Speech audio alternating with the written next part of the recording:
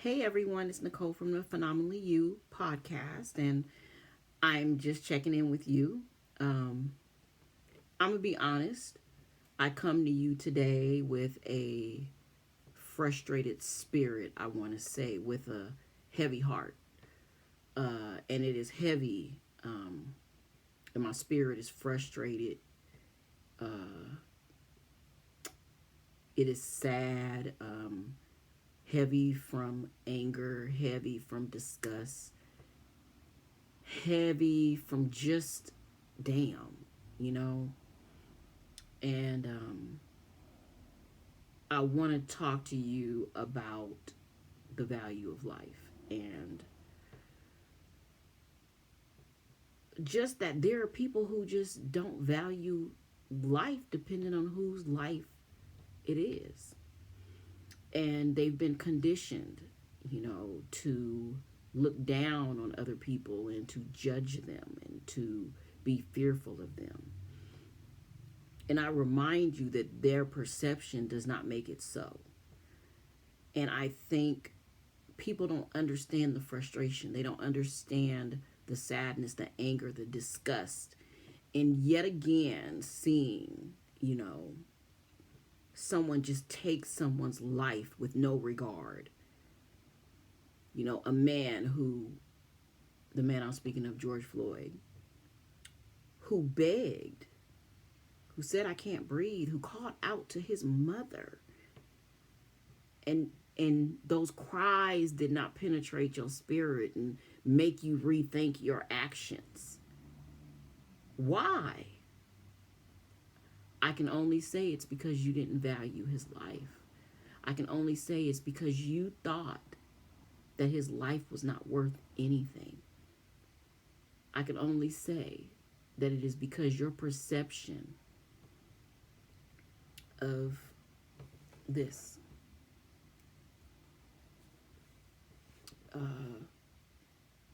just isn't rooted in something that is good. And so I ask you to look within yourself. And if you are not bothered, ask yourself why. If you don't feel some kind of way, be honest with yourself. Why? If you could justify what took place, I would say you need to take a very hard look in the mirror.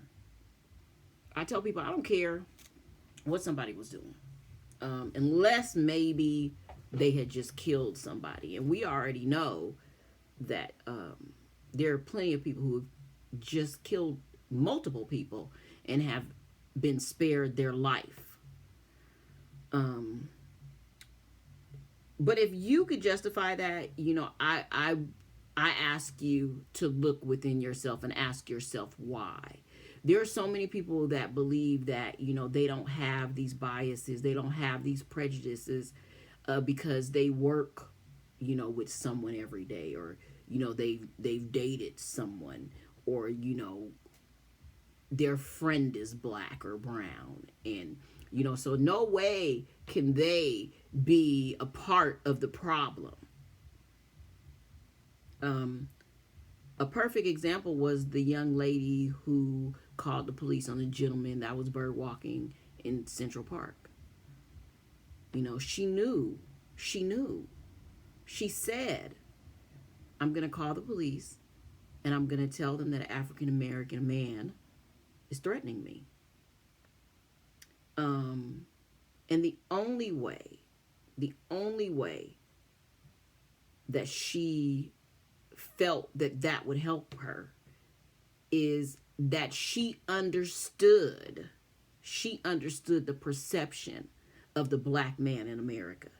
Because otherwise, why would that come out of her mouth? And she didn't seem dumb. So she had to understand the severity of the claim. She had to understand the possibility, of the outcome. And so when she came back later after she was suspended and lost her job and she was sorry, it's hard for me to empathize because I know what you were doing.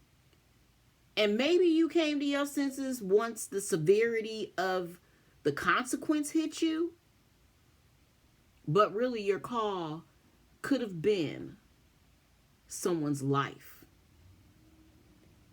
And so when you feel like you can make that call, when you feel like you can make that statement, you have to be honest with yourself and ask yourself, why do I feel like this is okay?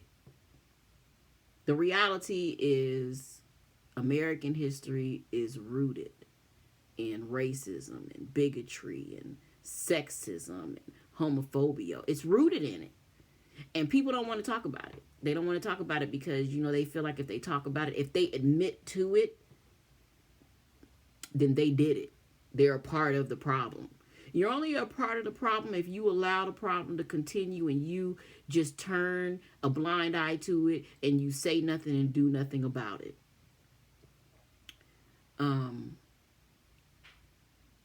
So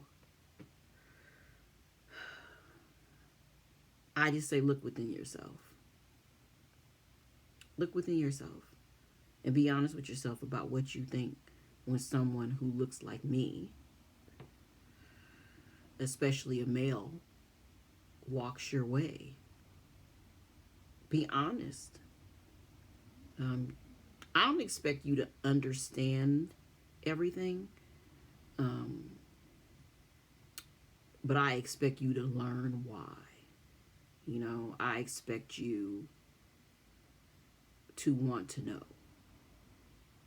I don't expect you to make excuses of how there is no way this policeman kneeling on this man's neck could have killed him because you've done it.